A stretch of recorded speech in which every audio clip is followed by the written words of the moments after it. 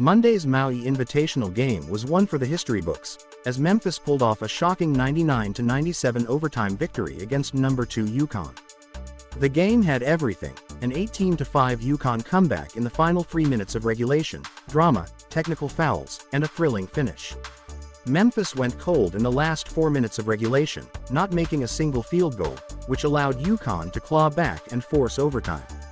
But in the extra period, a controversial over-the-back foul on UConn's Liam McNeely led to a technical foul on Huskies coach Dan Hurley.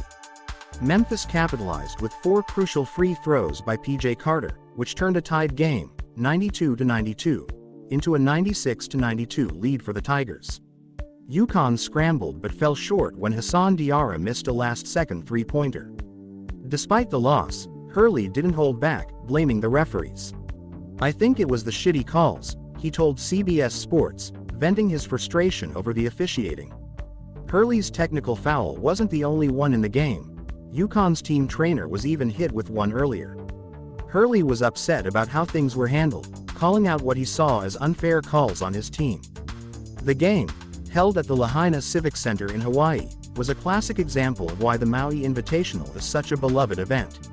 After being away from Lahaina due to COVID and wildfires, the tournament returned with a bang. In the overtime, emotions were high as a near scuffle broke out between Memphis' Dane Dania and UConn's Samson Johnson. Both received technical fouls, with Johnson fouling out, which hurt UConn's chances since they had already lost Terrace Reed Jr., who had fouled out in regulation after posting 22 points and 11 rebounds. Memphis shooting was on fire all game, with Tyrese Hunter leading the charge with 26 points, including 7 of 10 from beyond the arc. Hunter's confidence was key as he shouted, "I'm him," after one of his second-half three-pointers. P.J. Haggerty added 22 points, Colby Rogers chipped in 19, and Dane Dania scored 14 off the bench. For UConn, it was their first loss since February, and forward Alex Caravan took full responsibility for the team's performance, saying, "It's all on me, and I've got to do a better job leading."